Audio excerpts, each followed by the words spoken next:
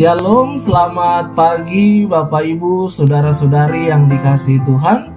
Hari ini Selasa 18 Oktober 2022.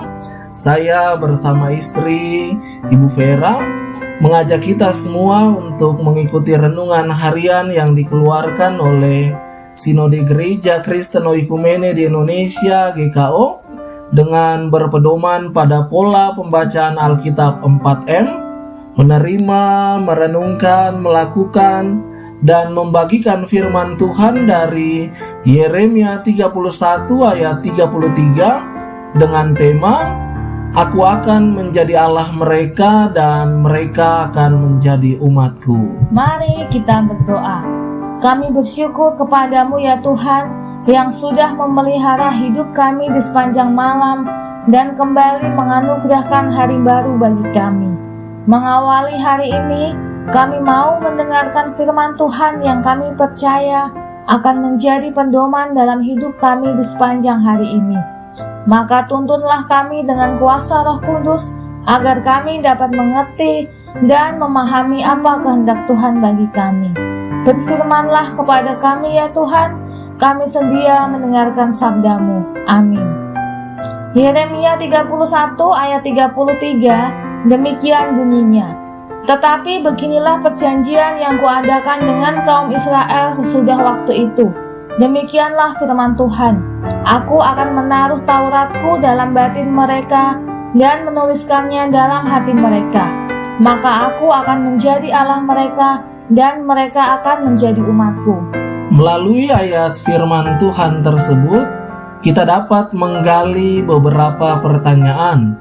Pertama, apa isi perjanjian yang Tuhan adakan dengan umatnya? Bagian terakhir ayat 33 mengatakan isi perjanjian itu adalah Aku akan menjadi Allah mereka dan mereka akan menjadi umatku.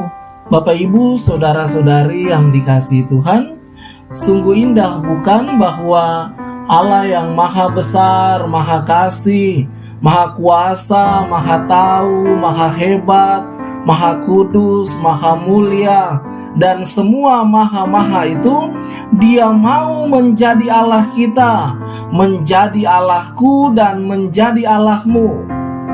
Banyak orang meramalkan dan memprediksi bahwa tahun 2023 nanti akan menjadi tahun yang sulit atau tahun yang gelap.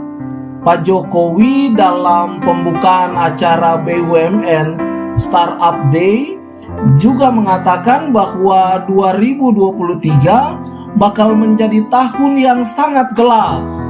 Beliau mengatakan bahwa di dunia ini ada 19.600 orang yang meninggal setiap harinya akibat krisis pangan. Dan kita tahu bahwa ekonomi dunia berefek domino. Apa yang terjadi di satu negara bisa mempengaruhi negara yang lain juga. Kita lihat saja perang Rusia-Ukraina yang mengakibatkan krisis pangan dunia. Jika Jerman dan Inggris saja mengalami inflasi yang tinggi dan ketakutan karena musim dingin sudah mulai tiba, maka sesungguhnya dunia ini di tahun 2023 nanti akan tidak baik-baik saja. Tetapi hari ini kepada kita semua diingatkan bahwa kita mempunyai Tuhan Yesus sebagai Allah kita. Karena itu, mengapa kita mesti bimbang? Mengapa mesti ragu? Mengapa mesti loyo? Mengapa mesti muram? Orang-orang yang mempunyai Tuhan Yesus sebagai Allahnya tidak perlu takut terhadap apapun atau siapapun. Tidak perlu ragu menghadapi apapun. Tidak perlu kalah atau menyerah, ditekan oleh kekuasaan apapun. Sekali Tuhan katakan bahwa Ia akan menjadi Allah kita, maka Ia akan menjadi Allah kita untuk selama-lamanya. Karena itu, ketika saat ini jalan kehidupan yang kita jalani terasa begitu mendaki sehingga membuat nafas kita terengah-engah, atau ketika jalan kehidupan yang kita hadapi bagaikan jalan yang menurun tajam sehingga langkah kita bagaikan tak terkendali, saudara, ingatlah bahwa kita punya Tuhan Yesus yang telah menjadi Allah kita. Carilah Dia, maka kamu akan hidup.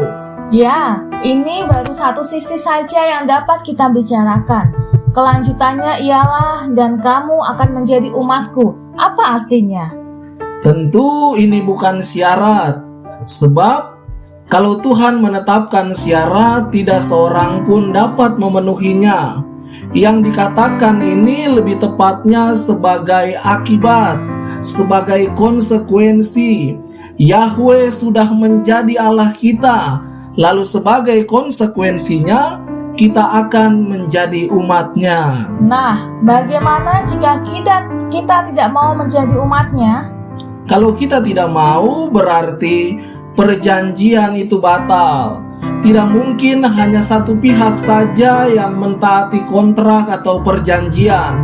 Tidak ada artinya jika kita mengatakan bahwa kamu harus menjadi istri yang baik kalau yang bersangkutan bukan suami yang baik bagi istrinya. Anda menuntut pendeta yang baik, maka jadilah anggota-anggota jemaat yang baik. Anda mau Tuhan Yesus Raja kehidupan itu menjadi Allah kita, maka jadilah umatnya yang baik. Lalu apa artinya menjadi umat yang baik? Ayat kita mengatakan kita punya hati yang baru. Menjadi Kristen itu tidak cuma menanggalkan baju yang lama lalu mengenakan baju yang baru.